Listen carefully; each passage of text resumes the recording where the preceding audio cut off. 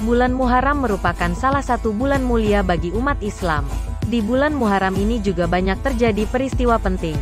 Salah satunya yakni hijrah Rasulullah Muhammad Shallallahu Alaihi Wasallam dari Mekah ke Madinah yang terjadi pada 622 Masehi. Kisah hijrah Rasulullah Muhammad Shallallahu Alaihi Wasallam ini penuh dengan tantangan. Hijrah dilakukan karena dakwah yang dilakukan Rasulullah Muhammad Shallallahu Alaihi Wasallam kepada kaum Quraisy terus mendapat tentangan dan serangan hingga makar pembunuhan. Mereka semakin membenci ajakan Rasulullah Muhammad Shallallahu Alaihi Wasallam untuk beriman kepada Allah Subhanahu wa Ta'ala. Setelah itu, Allah menyuruhnya untuk hijrah. Maka Nabi Muhammad Shallallahu Alaihi Wasallam pun melaksanakan hijrah ke Madinah. Awalnya, pada tahun 620 Masehi, Nabi Muhammad Shallallahu Alaihi Wasallam bertemu 6 orang Yasrib, Madinah, dari kabilah Khazraj yang berziarah ke Mekah. Dalam pertemuan tersebut, Nabi Muhammad Shallallahu Alaihi Wasallam mengajak mereka untuk masuk Islam. Mereka menyambut dengan baik ajakan itu dan menyatakan masuk Islam. Mereka pula yang memberitahukan tentang Islam kepada masyarakat Yasrib lainnya.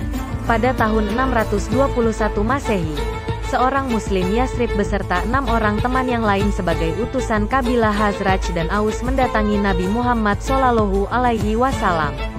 Keenam orang tersebut masuk Islam dan melakukan perjanjian di tempat yang bernama Aqobah. Isi perjanjiannya, kami tidak akan mempersekutukan Allah dengan sesuatu yang lain. Kami tidak akan mencuri, berzina, dan membunuh anak-anak. Kami tidak akan saling memfitnah dan kami tidak akan mendurhakai Nabi Muhammad Shallallahu Alaihi Wasallam. Selanjutnya, pada 622 M, orang-orang Yasrib datang lagi dengan maksud mengadakan perjanjian Aqobah II sekaligus mengundang Nabi Muhammad Shallallahu Alaihi Wasallam untuk berhijrah ke Yasrib. Perjanjian Aqobah II diikuti 75 orang Yasrib dan Nabi Muhammad Shallallahu Alaihi Wasallam yang didampingi pamannya, Hamzah. Isi perjanjian sama dengan yang sebelumnya, tetapi jumlah peserta yang memeluk agama Islam semakin banyak. Dalam 2 kali perjanjian yang terjadi, Nabi Muhammad Shallallahu Alaihi Wasallam mendapatkan kesan bahwa Islam telah siap berkembang pesat di Yasrib. Kenyataan ini membuat Nabi Muhammad Shallallahu Alaihi Wasallam memerintahkan kepada para sahabatnya untuk sembunyi-sembunyi hijrah dari Mekah ke Madinah. Sedangkan Nabi Shallallahu Alaihi Wasallam dan beberapa sahabatnya masih tinggal di Mekah bersama Abu Bakar dan Ali bin Abi Thalib. Nabi Shallallahu Alaihi Wasallam menunggu turunnya ayat dari Allah untuk pergi hijrah. Rencana hijrah Nabi Muhammad Shallallahu Alaihi Wasallam didengar oleh kafir Quraisy. Kaum Quraisy pun akhirnya merencanakan pembunuhan terhadap Nabi Muhammad Shallallahu Alaihi Wasallam. Kafir Quraisy khawatir Islam akan berkembang di Yasrib. Mereka menyuruh para pemuda untuk mengepung rumah Nabi Muhammad Shallallahu Alaihi Wasallam karena khawatir akan lari. Pada malam itu pula, Nabi Shallallahu Alaihi Wasallam meminta sepupunya Ali bin Abi Thalib supaya memakai selimut Nabi Shallallahu Alaihi Wasallam dan berbaring di tempat tidurnya. Atas izin Allah, Nabi Muhammad Shallallahu Alaihi Wasallam berhasil keluar dari rumahnya dengan selamat meski sudah dikepung. Para pemuda kafir Quraisy tak melihat Nabi Shallallahu Alaihi Wasallam keluar dari pintu depan yang sudah mereka jaga. Tidak lama setelah Nabi Muhammad Shallallahu Alaihi Wasallam meninggalkan rumahnya, para pemuda terbangun dan masuk ke rumah Nabi Shallallahu Alaihi Wasallam dengan penuh nafsu untuk membunuh. Akan tetapi, mereka hanya mendapatkan Ali bin Abi Thalib yang sedang tidur. Mereka kecewa dan tidak percaya dengan segala hal yang terjadi. Hal ini terjadi hanya karena pertolongan Allah Subhanahu wa Ta'ala. Menjelang larut malam, Nabi Muhammad Shallallahu Alaihi Wasallam menuju ke rumah Abu Bakar dan mengajaknya hijrah. Nabi Shallallahu Alaihi Wasallam dan Abu Bakar kemudian keluar dari jendela pintu belakang dan terus bertolak ke arah selatan menuju Gasur. Jalan yang ditempuh oleh mereka adalah jalan yang tidak mungkin dilewati manusia. Hal ini dilakukan supaya para pemuda Quraisy yang mengejar tidak menyangka mereka melalui jalan itu. Dalam perjalanannya, mereka berdua sempat bersembunyi di Goa Sur selama 3 hari 3 malam. Tepat tanggal 26 Safar 622 Masehi atau tepat tanggal 17 Juni, Nabi Muhammad Shallallahu Alaihi Wasallam didampingi Sayyidina Abu Bakar As-Siddiq pergi ke Goa Sur. Nabi Muhammad Shallallahu Alaihi Wasallam memberitahu Abu Bakar bahwa harus pergi hijrah malam itu dan menunjuk Abu Bakar untuk menyertainya. Peristiwa itu terekam dalam kitab Fathul Bari. Peristiwa hijrahnya Nabi Muhammad Shallallahu Alaihi Wasallam itu kemudian ditetapkan sebagai awal penanggalan Hijriah. Menurut riwayat para ulama pakar tarikh yang masyhur, tarikh Islam mula-mula ditetapkan oleh Umar bin Khattab ketika ia menjadi khalifah pada tahun 17 Hijriah. Abu Bakar berkata, "Wahai Rasulullah, sesungguhnya aku memiliki 2 ekor unta yang telah aku persiapkan untuk berhijrah." Kemudian Abu Bakar memberi salah satu hewan tunggannya, yaitu Al-Jada petik terbalik. Keduanya pun berangkat hingga sampai di Goa Sur lalu keduanya bersembunyi di dalamnya. Sementara Amir bin Fuhairah, budak milik Abdullah bin Tufail bin Sahbaro setiap pagi dan sore membawa susu untuk Nabi Shallallahu Alaihi Wasallam dan Abu Bakar. Kemudian ia pergi di malam hari untuk menemui keduanya. Selepas itu Amir bin Fuhairah pergi merumput sehingga tak satu pun dari para penggembala yang tahu. Tatkala Amir bin Fuhairah berangkat, maka Abu Bakar dan Nabi keluar mengikuti dari belakang hingga keduanya tiba di Madinah. Hadis riwayat Bukhari. Persembunyian Nabi Muhammad Shallallahu Alaihi Wasallam dan Abu Bakar di Goa Sur tersebut nyaris diketahui para musuhnya yang terus mengejar Rasulullah Shallallahu Alaihi Wasallam. Namun, dengan pertolongan Allah, Rasulullah dan Abu Bakar selamat. Peristiwa itu diabadikan dalam Al-Quran. Surat At-Taubah 40 artinya, "Jikalau tidak menolongnya, Muhammad, maka sesungguhnya Allah telah menolongnya," yaitu ketika orang-orang kafir, musyrikin Mekah, mengeluarkannya dari Mekah, sedang dia salah seseorang dari 2 orang ketika keduanya berada dalam gua. Di waktu dia berkata kepada temannya, "Janganlah berduka cita, sesungguhnya Allah bersama kita." Maka Allah menurunkan ketenangan kepada Muhammad, dan membantunya dengan tentara yang kamu tidak melihatnya. Dan Allah menjadikan seruan orang-orang kafir itulah yang rendah. Dan kalimat Allah itulah yang tinggi. Allah Maha Perkasa lagi Maha Bijaksana. Quran Surah At-Taubah ayat 40. Abu Bakar merasa takut bila seseorang dari kaum musyrik yang mengejarnya itu dapat melihatnya yang akhirnya nanti Rasulullah SAW akan disakiti oleh mereka. Maka Nabi Shallallahu Alaihi Wasallam menenangkan dan meneguhkan hati Abu Bakar.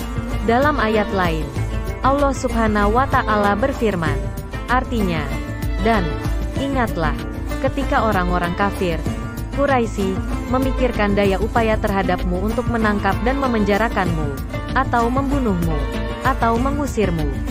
Mereka memikirkan tipu daya dan Allah menggagalkan tipu daya itu. Dan Allah sebaik-baik pembalas tipu daya." Quran Surah Al-Anfal ayat 30. Maka mereka berkata, "Seandainya dia memasuki gua ini, niscaya sarang laba-laba itu tidak akan ada lagi di mulutnya." Nabi Shallallahu Alaihi Wasallam tinggal di dalam Goa Sur itu selama 3 malam. Ketika kondisi sudah aman, Nabi Shallallahu Alaihi Wasallam dan Abu Bakar lalu berangkat dan melanjutkan perjalanan dengan perbekalan yang diberikan oleh putrinya.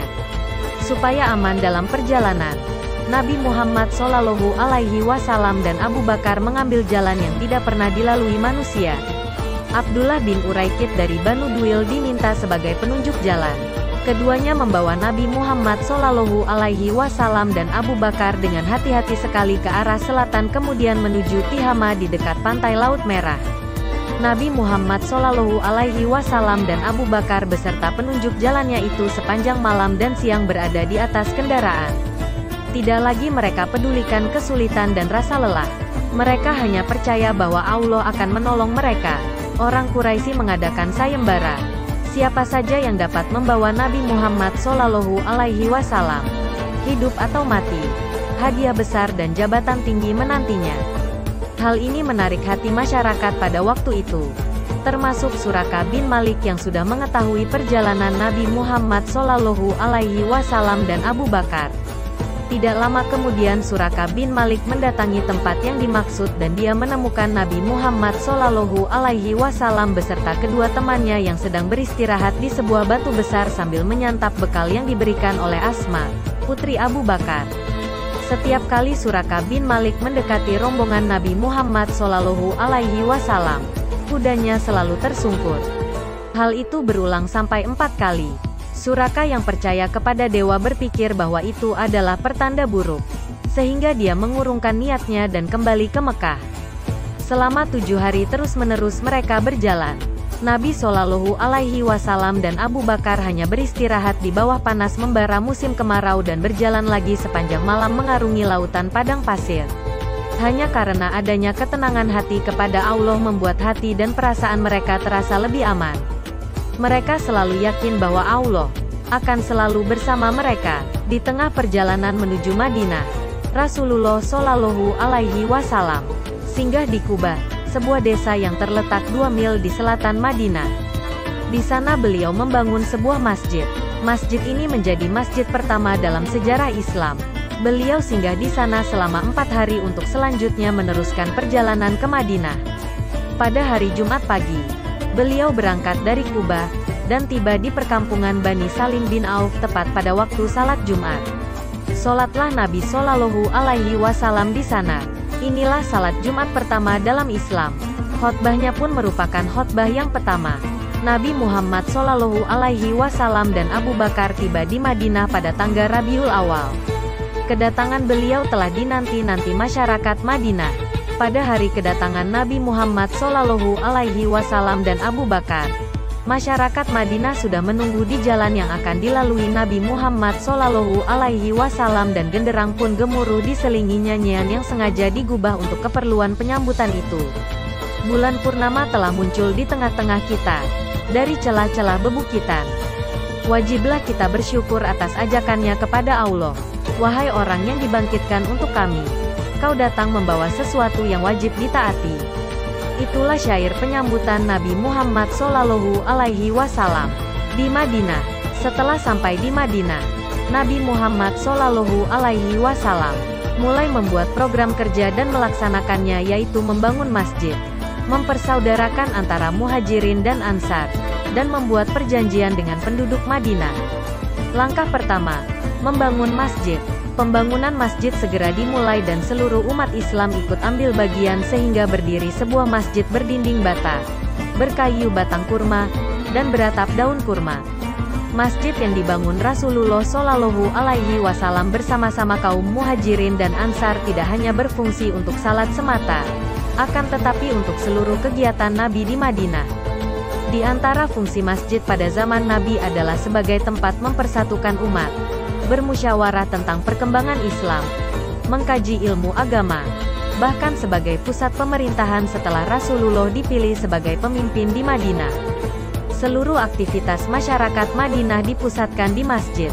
Itulah fungsi masjid yang sebenarnya sudah dibangun oleh Rasulullah Shallallahu Alaihi Wasallam. Terima kasih yang sudah menonton video-video kami. Semoga dapat terhibur dan menambah wawasan kalian. Maka dari itu bergabunglah bersama kami. Jangan lupa like, komen, share dan subscribe dan nyalakan lonceng notifikasinya. Assalamualaikum warahmatullahi wabarakatuh.